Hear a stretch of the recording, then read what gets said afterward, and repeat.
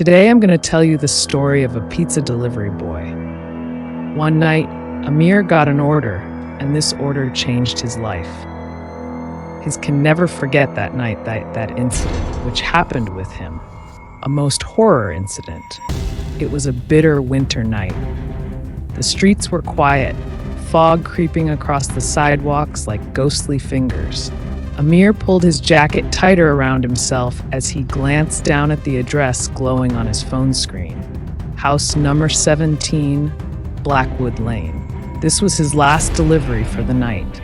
The time was already 11:30 p.m., and he was exhausted. He adjusted the pizza box on the back of his scooter, muttering to himself, "One last stop and I'm done." When he finally reached Blackwood Lane, his headlights dimmed against the thick mist. The houses here looked different, older, abandoned almost. Paint peeled off wooden fences, and trees stood like dark silhouettes. The air was colder here, strangely still. He stopped in front of house number 17. It stood in silence, a tall, decaying mansion with broken windows and a rusted iron gate. No lights. No signs of life. "Maybe they're asleep," Amir murmured, stepping off the scooter and grabbing the pizza box.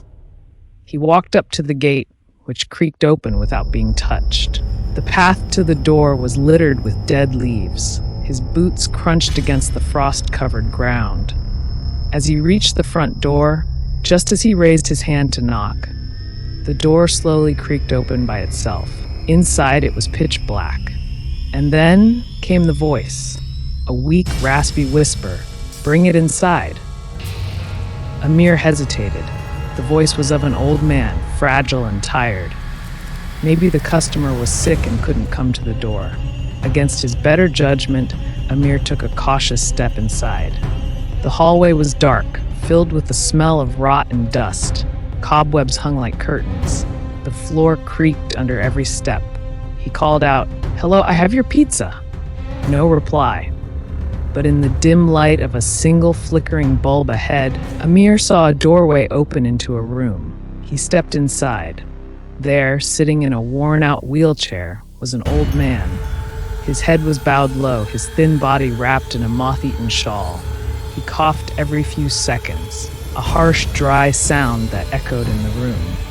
Amir approached cautiously, holding out the box. "Sir, here's your pizza." The old man didn't lift his head. Instead, he spoke in a low, wheezing voice. "It's for my granddaughter. Give it to her." Just then, a child's sweet voice echoed from inside the house. "Coming, Grandpa! Just a minute!" Amir blinked. Footsteps, light like a small child's, ran across the wooden floor above. But when Amir looked toward the hallway or staircase, he saw no one. He turned back to the old man who continued coughing, still not raising his head. "Uncle," Amir said gently, "do you want me to call someone for help? Or maybe you can just pay and I'll be on my way?" The old man replied, almost pleading, "Wait, she's coming." He called out again, louder this time, "Aina, come get your pizza." The girl's voice came again, "I'm right here, Grandpa." Amir's stomach twisted. The voice was close now, very close, but there was no one in sight. Then she said softly, "Here, I'm in front of you."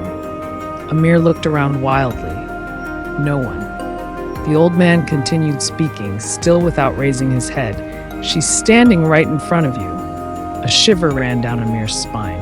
I can't see her," he whispered. Then from beside his ear came the voice again, soft, innocent, and terrifying. "But I'm right here," Amir gasped. He stepped back instinctively, the pizza box shaking in his hands. He spun around, and that's when he saw it.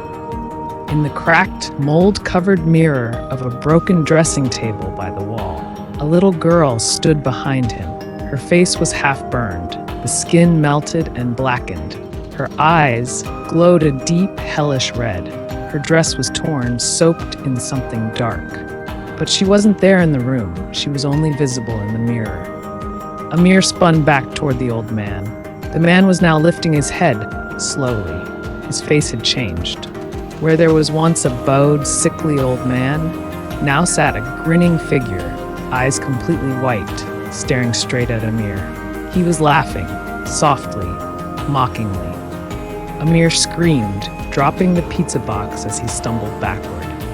He ran for the door, heart hammering in his chest. But just as he reached the front hall, the door slammed shut behind him with a deafening bang. Amir fell to the floor, panic surging. He scrambled up and rushed to the door, pulling at it with all his strength. It wouldn't budge. Then, something gripped his leg. A cold, invisible force began dragging him backward across the floor. "No!" Amir shouted. "Help! Someone help me!" He kicked wildly, refusing to look back.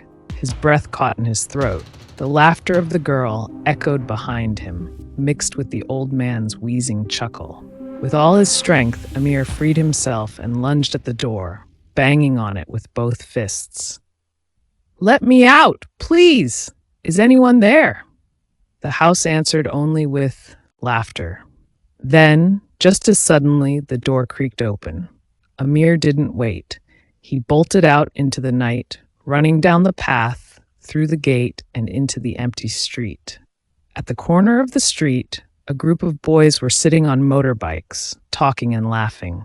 When they saw Amir sprinting toward them, pale and terrified, they rushed to help.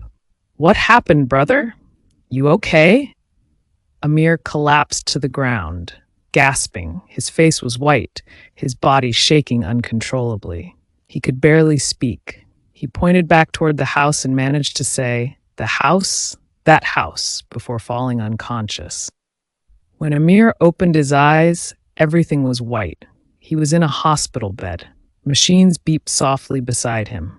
His mother, father, and older brother were standing at his side, their faces full of relief. "Amir, thank God you're awake," his mother cried, hugging him tightly. Amir sat up slowly, dazed. What happened?" "You were unconscious for almost a whole day," his father explained. "Some boys found you on the street. They took you to the hospital.